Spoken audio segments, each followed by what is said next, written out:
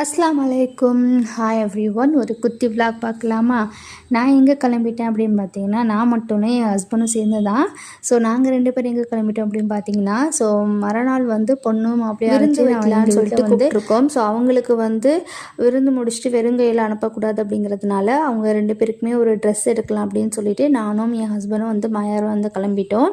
So எங்கே போனோம் அப்படின்னு பார்த்தீங்கன்னா வந்து ஜனதாக்கு தான் போனோம். இந்த சைடு வரதே ரொம்ப ரேராக இருந்தது. ஸோ ரொம்ப நாள் கழிச்சு தான் நாங்கள் வரோம்னு சொல்லலாம்.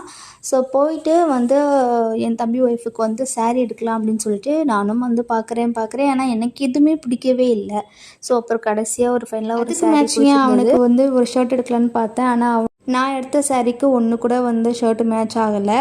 சரின்னு சொல்லிட்டு அவனுக்கு ஒரு ஷர்ட் எடுத்துகிட்டு நாங்கள் வந்து நேராக கிளம்பிட்டோம். காய்கறி கடை இருந்துச்சு. ஸோ நாளைக்கு தேவையானது எல்லாமே வந்து காய்கறி என்னென்னா லிஸ்ட்டு போட்டு எடுத்துகிட்டு வந்திருந்தேன். ஸோ அதையும் வாங்கிட்டு அங்கேருந்து கிளம்பியாச்சு. நாங்கள் வந்து ஹோட்டலில் வந்து சாப்பாடு ஆர்டர் பண்ணிடலாம் அப்படின்னு தான் பிளான் பண்ணியிருந்தோம்.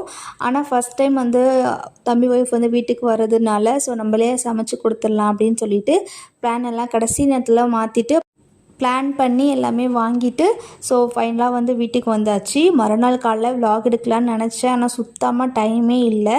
ஸோ காலைல எழுந்திரிச்சு அம்மா நேரத்தோடே வந்துட்டாங்க. ஸோ அவங்களும் நானும் தான் சேர்ந்து பண்ணணும். அம்மா வந்து தால்ச்சாவும் கஞ்சியும் வச்சாங்க. ஸோ எனக்கு அந்த கஞ்சிலாம் வைக்க தெரியாது.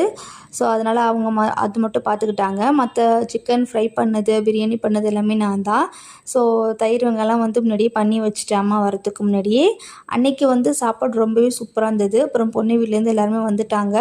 வந்ததுக்கப்புறம் வந்து கொஞ்சம் நேரம் பேசி இருந்துட்டு அதுக்கப்புறம் வந்து சாப்பாடை வைக்க வந்து ஸ்டார்ட் பண்ணிட்டோம். ஸோ சாப்பிட்டு முடிச்சுட்டு அதுக்கப்புறம் கொஞ்சம் நேரம் கழித்து அப்புறம் அவங்க வீட்டில் எல்லாருமே வந்து போயிட்டாங்க. ஸோ அம்மா, தம்பி, அப்புறம் தம்பி ஒய்ஃபு எல்லாருமே வந்து நைட்டு தான் வந்து வீட்டுக்கு போனாங்க. ஏன்னா கல்யாணம் ஆகி ஸோ அந்த பொண்ணு கூட வந்து பேச டைமே இல்லை. அதனால் கொஞ்சம் ஃப்ரீயாக இருக்கட்டும் அப்படின்னு சொல்லிட்டு நைட்டு தான் வந்து அவங்க வீட்டுக்கு அனுப்பி வச்சோம். நான் வந்து வீடியோ வந்து ப்ராப்பராக எடுக்கணும்னு நினச்சேன். ஆனால் இந்த பிள்ளைங்களை வச்சுட்டு ஒரு விருந்து ப்ரிப்பேர் பண்ணணும் அப்படின்னாலே அம்மாடி அவ்வளோ வேலை இருந்தது. ஸோ அதில் இந்த வீடியோஸ்லாம் எடுக்கிறதுக்கு சுத்தமாக வந்து டைமே இல்லை.